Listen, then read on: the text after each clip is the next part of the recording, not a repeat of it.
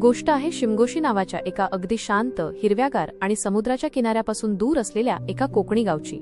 या गावात अजूनही आधुनिकतेचा स्पर्श झालेला नव्हता। गावच्या मध्यभागी होतं एक हजारो वर्षांपूर्वीचं दगडी बांधणीचं कालिका देवीचं जुनं मंदिर। मंदिराच्या आजूबाजूला नारळी पोफळीची घनदाट झाडी पसरलेली होती आणि या सगळ्या परिसरावर एक अनामिक शांतता आणि गूढ वलय होतं। मुंबईहून समीर नावाचा एक तरुण वास्तुविशारद आर्किटेक्ट एका मोठ्या बांधकामाच्या प्रकल्पासाठी शिमगोशीत आला होता। एका पंचतारांकित हॉटेल समूहाला या सुंदर शांत ठिकाणी एक आलिशान निवासस्थान रिसॉर्ट उभारायचं होतं आणि समीरला त्या प्रकल्पाची जागा निश्चित करण्याची जबाबदारी मिळाली होती। प्रकल्पासाठी जी जागा निवडली गेली होती ती याच कालिका मंदिराच्या मागील बाजूची होती, जवळपास 20 एकरची विस्तृत जागा जी अनेक वर्षांपासून पडीक होती। समीर आधुनिक विचारांचा, प्रगतीवर विश्वास ठेवणारा आणि जुन्या श्रद्धेला फारसं महत्त्व न देणारा होता। त्याने गावकऱ्यांशी बोलणी सुरू केली, पण त्याला लगेचच विरोध झाला। विठोबा गुरव, जे अनेक पिढ्यांपासून त्या मंदिरात देवीची सेवा करत होते, त्यांनी समीरला स्पष्टपणे सांगितले, समीरराव, ही जागा विकाऊ नाही, ही देवीची मालकीची भूमी आहे। इथली शांतता भंग करणं म्हणजे गावचं भवितव्य धोक्यात आणणं आहे। इथे कोणत्याही प्रकारचे बांधकाम यशस्वी होणार नाही, कारण ही भूमी एका प्राचीन शापाने बांधलेली आहे। विठोबा गुरव यांचा विरोध समीरने हसण्यावारी नेला। गुरव काका, हे सगळे अंधश्रद्धेचे दिवस संपले। तुमचा वारसा मी जपतो, पण या जागेची किंमत बघून ती विकणं गावच्या भल्याचं आहे।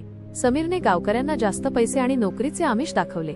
काही लोभी गावकऱ्यांनी विकासाच्या नावाखाली जमीन विकायला तयारी दर्शवली। गुरव काका आणि त्यांच्या काही निष्ठावान शिष्यांचा आवाज त्या पैशांच्या गर्दीत दबून गेला। जमिनीचा व्यवहार निश्चित झाल्यावर समीरने वास्तूचं काम सुरू करण्याआधी काही नोंदी घेण्यासाठी त्या जागेचं बारकाईनं निरीक्षण सुरू केलं। एका संध्याकाळी तो मंदिराच्या मागच्या बाजूस गेला। तिथे एक प्रचंड मोठी विहीर होती, जी आतून पूर्णपणे कोरडी झाली होती।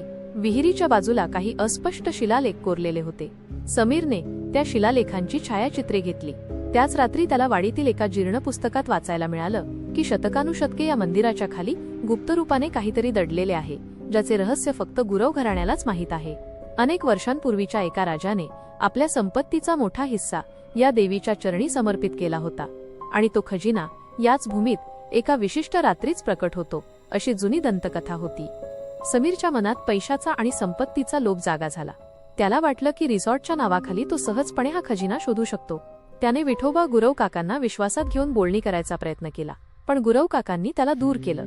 ते म्हणाले, ज्या दिवशी तुम्ही या भूमीवर पहिलं बांधकाम कराल त्याच दिवशी त्या शापाचा आणि खजिन्याचा दरवाजा उघडेल, पण तो फक्त लोभी माणसाचा नाशच करेल। समीरने गुरवांच्या बोलण्याकडे लक्ष न देता जमिनीचा एक लहानसा भाग साफ करायला सुरुवात केली। दुसऱ्याच दिवशी खोदकाम करणाऱ्या मजुरांचा प्रमुख रामा काम करताना अचानक अस्वस्थ झाला।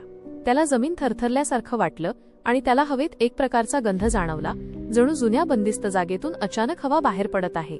रामा घाबरून परतला। त्या रात्री गावातील लोकांना विहिरीतून अस्पष्ट आवाज ऐकू आले, जणू कोणीतरी आतून गाणे गात आहे किंवा काहीतरी बोलण्याचा प्रयत्न करत आहे।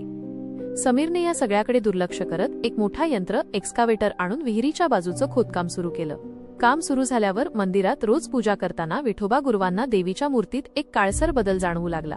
देवीच्या चेहऱ्यावर एक असामान्य क्रूरता दिसू लागली। गुरवांनी गावकऱ्यांना एकत्र करून काम थांबवण्याची विनंती केली, पण पैशाच्या मोहात असलेल्या लोकांनी गुरवांना वेड्यात काढलं। या दरम्यान समीरच्या स्वप्नात रानटी तेजस्वी डोळ्यांची एक आकृती दिसू लागली। ती आकृती त्याला सतत थांब आणि वचन पाळ असं सांगायची। समीरला वाटलं की हे कामाच्या ताणामुळे होत आहे। त्याने आपल्या स्वप्नांकडेही दुर्लक्ष केले। गावात शिमगोत्सव, होळीचा सण जवळ येत होता। हा सण म्हणजे कोकणच्या मातीतील एक उत्सव नसून तो दैवी आणि मानवी शक्तीच्या मिलनाचा काळ असतो। या काळात अनेक दैवी मुखवटे धारण करून नृत्य केले जाते। या उत्सवाच्या आधी एका रात्री समीरच्या निवासस्थानाच्या दारात विहिरीतील ओल्या मातीचे मोठे ढीग जमा झाले होते। समीरने सीसीटीव्ही तपासला, पण त्याला कोणतीही व्यक्ती दिसली नाही। शिमगोत्सवाच्या मध्यरात्री समीरने ठरवलं की तो शेवटचा प्रयत्न करेल आणि विहिरीतील खजिना शोधेल। त्याने काही मजुरांना घेऊन गुपचूप खोदकाम सुरू केले। त्याचवेळी मंदिराच्या दिशेने शिमगोत्सवाचा दैवी मुखवटा नृत्य करत होता। विठोबा गुरव कालिका देवीचा मुखवटा घालून अत्यंत वेगाने आणि आवेशात नृत्य करत होते। खोदकाम करताना समीरला विहिरीच्या आत एक पोकळी जाणवली। त्याने आत उतरून पाहिले तर त्याला खरोखरच एक गुप्त तळघर सापडले। तेथे राजाने ठेवलेल्या संपत्तीचे प्रचंड ढिगारे होते, पण संपत्तीच्या मध्यभागी कालिका देवीची एक लहानशी अत्यंत तेजस्वी मूर्ती होती, जी अत्यंत उग्र दिसत होती। समीरने त्या मूर्तीला स्पर्श करण्याचा प्रयत्न केला आणि त्याच क्षणी मंदिराकडून येणाऱ्या गुरवांच्या नृत्याचा आवाज अचानक थांबला। पूर्ण शिमगोशी गावात एक गहन शांतता पसरली। त्याच क्षणी विहिरीच्या तळघरात समीरला जाणवले की त्या छोट्या मूर्तीच्या डोळ्यातून रक्त ठिपकत आहे आणि तळघरात त्याला रानटी तेजस्वी डोळ्यांची तीच आकृती दिसली जी त्याला स्वप्नात वारंवार दिसत होती. ती आकृती समीरच्या जवळ आली आणि त्याचा हात पकडत म्हणाली, "तू वचन मोडले. तू लोभाच्या मार्गावर चालला आहेस. ही संपत्ती तुला नव्हे तर फक्त या भूमीला समर्पित आहे." समीर ओरडला आणि तो घाबरून बाहेर पळू लागला. त्याचवेळी विहिरीच्या वरच्या बाजूला विठोबा गुरव उभे होते. गुरव काकांच्या अंगात दैवी शक्तीचा संचार झाला होता. गुरवांनी एक मोठे त्रिशूळ विहिरीत फेकले.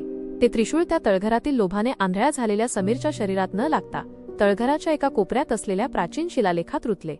समीर तळघरातून कसेबसे बाहेर पडला. तो पूर्णपणे वेडा झाला होता. त्याच्या डोळ्यांत फक्त त्या रक्ताने भरलेल्या मूर्तीची आणि रानटी डोळ्यांच्या आकृतीची प्रतिमा होती. तो वाडीतून सैरावैरा पळून गेला आणि गाव सोडून कायमचा निघून गेला. दुसऱ्या दिवशी सकाळी गावकऱ्यांनी पाहिलं की विहिरीतील तळघर पूर्णपणे गुदमरलेल्या ओल्या मातीने भरून गेलं होतं. कालिका देवीच्या मूर्तीचा चेहरा पुन्हा शांत झाला होता आणि विहिरीच्या बाजूला सुरू झालेलं बांधकाम आपोआप कोसळून मातीमोल झालं होतं. विठोबा गुरवांनी सगळ्यांना सांगितलं, "राखणदारानं आणि देवीने भूमीचं रक्षण केलं आहे. ज्याने लोभ केला तो वेडा होऊन गेला. ही भूमी विकासासाठी नाही तर शांतता आणि श्रद्धेसाठी आहे." त्या दिवसापासून शिमगोशी गाव पुन्हा शांत झालं. विठोबा गुरवांनी कालिका मंदिराची सेवा पुन्हा सुरू केली आणि त्या विहिरीकडे कोणीही पाऊल ठेवलं नाही. गावकऱ्यांनीही ठरवलं की आता विकासाच्या नावाखाली ते आपल्या निसर्गाची आणि परंपरेची किंमत मोजणार नाहीत. समीर कुठे गेला हे कोणालाच माहीत नाही, पण कोकणच्या रात्रीच्या शांततेत आजही कधीतरी विहिरीच्या दिशेने एक अस्पष्ट गुदमरलेला आक्रोश ऐकू येतो, अशी गावकरी कुजबुजतात. मी तुमच्या मागणी